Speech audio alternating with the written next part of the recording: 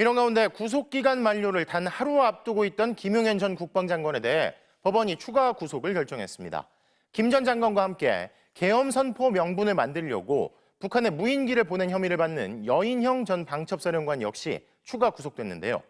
무인기 작전의 최종 지시자로 지목된 윤석열 피고인에 대해서도 법원이 추가 구속 결정을 내릴지 주목됩니다.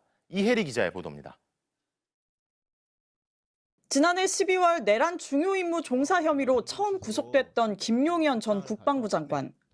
지난 6월 구속 만기 3시간을 앞두고 자신을 수행하던 직원에게 증거인멸을 시킨 혐의 등으로 추가 구속됐습니다. 이번엔 구속기간 만료 하루 전인 오늘 또다시 구속 연장이 결정됐습니다. 다음 주 구속기간이 끝날 예정이던 여인영 전 방첩사령관도 마찬가지로 추가 구속됐습니다. 이들의 혐의는 일반 이적. 지난달 내란특검은 계엄 선포 명분을 만들기 위해 평양 무인기 침투 작전을 벌인 혐의로 이들을 재판에 넘겼습니다.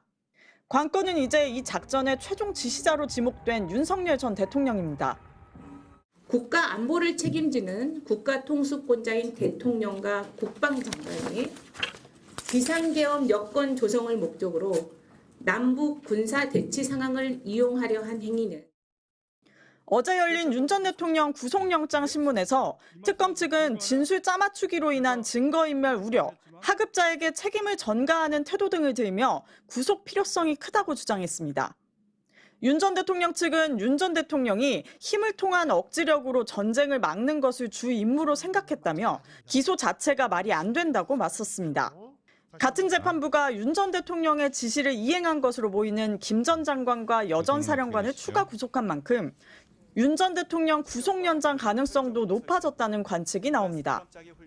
윤 전 대통령의 구속 만료는 내년 1월 18일.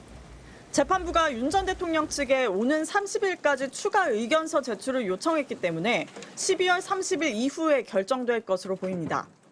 다만 구속 만료 이틀 전으로 예정된 체포방해 혐의 1심 재판의 선고도 변수입니다. 실형이 나올 경우 일반 이적 사건 재판부가 구속 기간을 연장할 이유도 사라지기 때문입니다. MBC 뉴스 이혜리입니다.